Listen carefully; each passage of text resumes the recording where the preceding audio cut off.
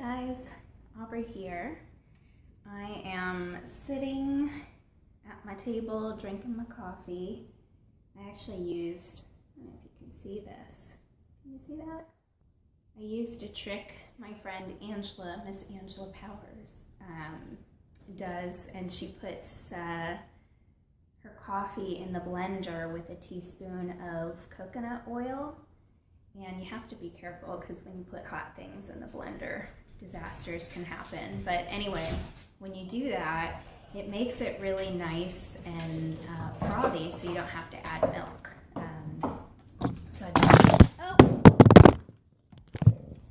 Winnie's here. Winnie's here. Say hi to Winnie. Sorry. This is what happens when you have golden retrievers with large tails. Do you hear her? She wants to play. Sorry, she's probably gonna knock it off again. I wish I had a well-behaved dog. She's sweet though. That's all. But anyway, I wanted to talk to you guys today about shame and vulnerability. Winnie, please stop. This is gonna be so bad. Every time I go live, she just demands my attention, and then she knocks off I have you guys propped on a tripod, and then she knocks it with her tail. It's bad. Anyway, I wanted to talk to you guys today about shame and vulnerability because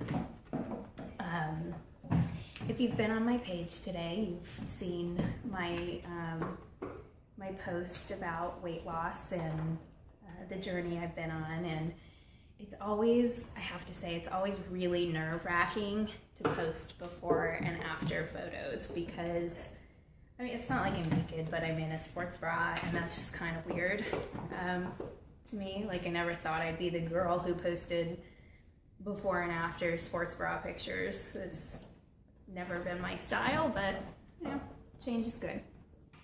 And so it's just kind of, it's just kind of weird, and it puts you in like a very weird mental space to be sharing photos like that publicly. It's kind of, I don't know, it's just a weird space. So somebody's watching. Hello to whoever you are. Say hi so we can chat. I'm talking about shame and vulnerability and how I posted a before and after picture today.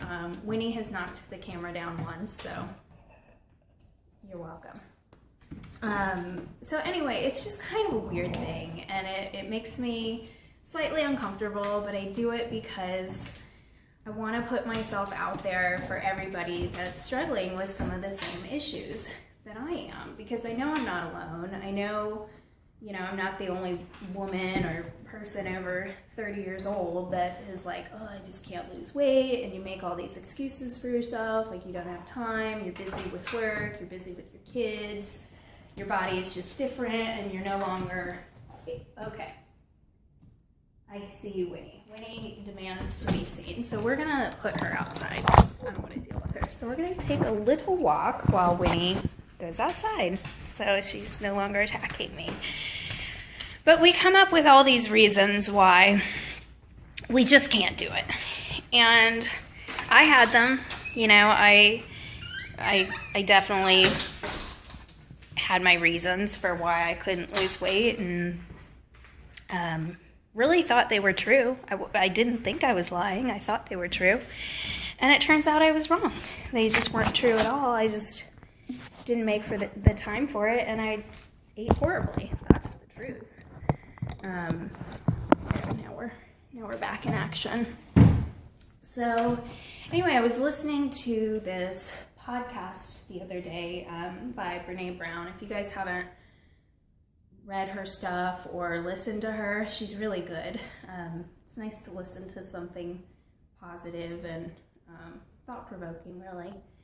So anyway, she was talking about shame and vulnerability, and so I'm going to pull from that talk because it really spoke to me, and I wrote down some notes. If you see me looking, that's what I'm looking at. But what she said is that we live in a culture of not enoughs, and that's so true. You know, we're not pretty enough, we're not smart enough, we're not hardworking enough, we're not strong enough, we're not rich enough, we don't have the best house, we don't have the best clothes, we're not the best parent. The list could go on and on. And I was at this Wine, Women, and Wealth seminar the other day. And one of the activities, she always has us do an activity to kind of reflect on our lives. And one of the exercises, and this might have been a different one than the recent one, but anyway, one of the exercises is you had to say something like why you were fabulous, or why, you know, what was so great about you. And I'm telling you, I could come up with 500 things that I'm not enough of, but to come up with just one thing that makes you you and makes you great and makes you fantastic is really hard. And luckily I was one of the last ones to go, so I had some time to really kind of dig deep and think about what I could say. But I was like literally in a panic, like, oh yeah, don't call me first, because I didn't know what to say. Like, who am I? What, I'm not that great at anything. If, you know, like that's truly what I think about myself is, I mean, I'm okay at things, but I wouldn't say I'm like the best at anything.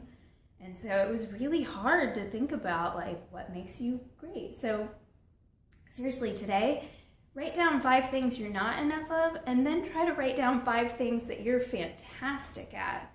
And you'll probably have an easier time with the you're not enough list, because that's just how we all think. You know, we have this culture of we all suck at things. And, you know, some days we do suck at things, but truth be told, we all have talents, and it's just hard to talk about them. So then she started in on, you know, do I care what people think? And yes and no for me. I struggle like posting those things because it's weird, you know. It's especially like I used to teach, and so I have like my former students on my page who are all in their 20s now, but it's like weird to post sports bra pictures when you have your former students on your page, and just in general it's kind of strange. So do I care what people think? Like, yes and no. You know, certainly nobody ever wants to think that, you know, people think badly of them. I don't.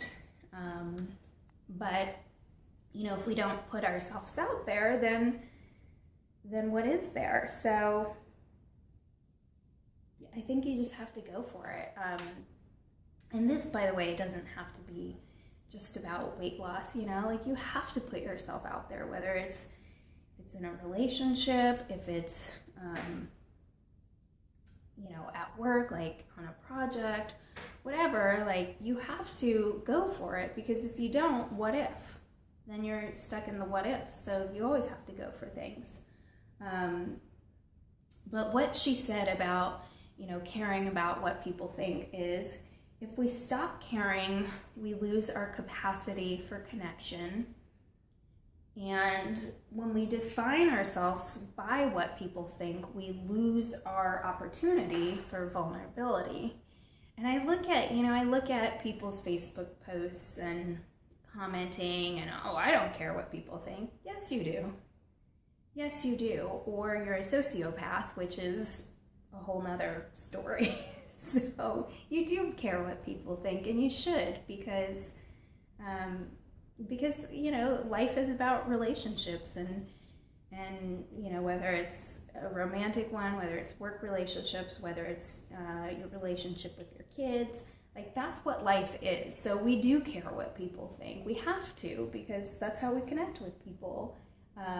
But there's a line, you know, you have to do you, you have to be you, and accept the consequences of putting yourself out there, and usually they're good, so that's okay. And one thing she said, let me see if I can find it, is it's not the critic who counts. And I really liked that quote. It's not the critic who counts.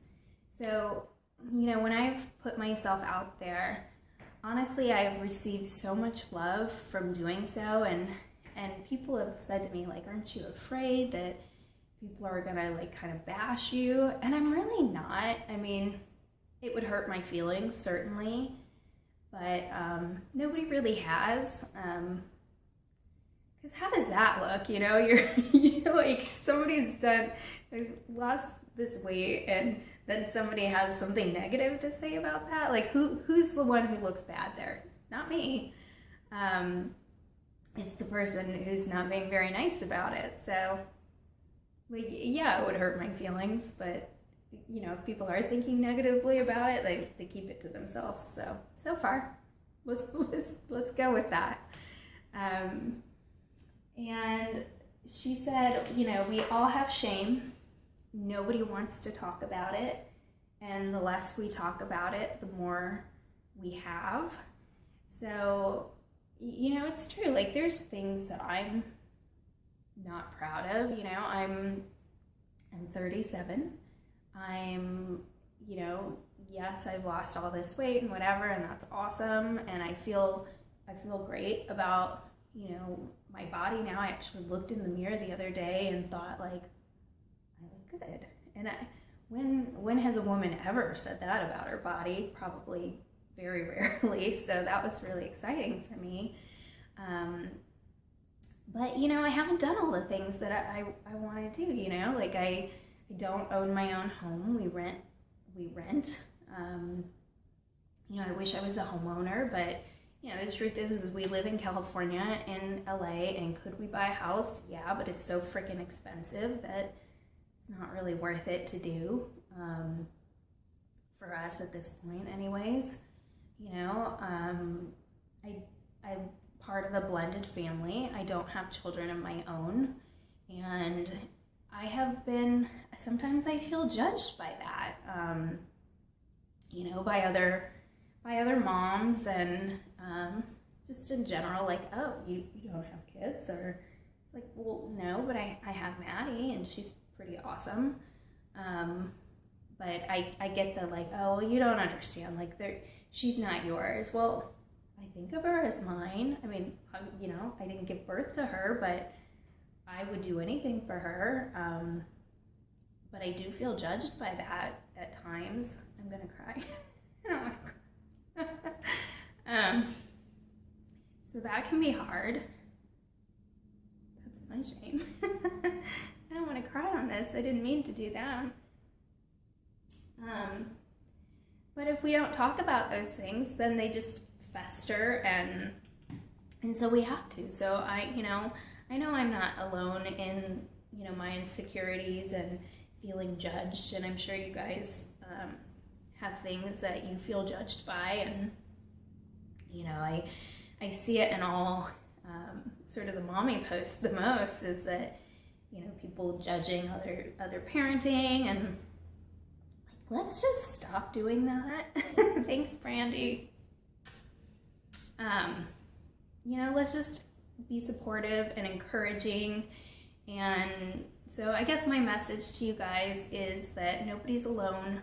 We all have things that we're not proud of, we're ashamed of, we struggle with, and you know, the reason I'm talking about this today is because of the post I did and how awkward it is for me to post those kind of things. But I do it because I want you guys to know that you're not alone, that we all struggle with weight loss, we all struggle with not always feeling good about ourselves, and you know, it is possible to make a change. So that is my message to you guys today. Kind of got off track a little bit and a little teary. Didn't mean to. Sorry. Truths. And anyway, I hope you guys take this, and thanks, Brandy. I know, right? Struggle is real, and every day it's something new or different, or just like, ugh, the same old shit, basically. But we all get through it. Hey, Annie. Oh, I love you too.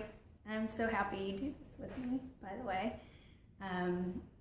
So anyways, I'm gonna sign off before I really embarrass myself, and I hope you guys have an awesome day, and I'm gonna finish my coffee.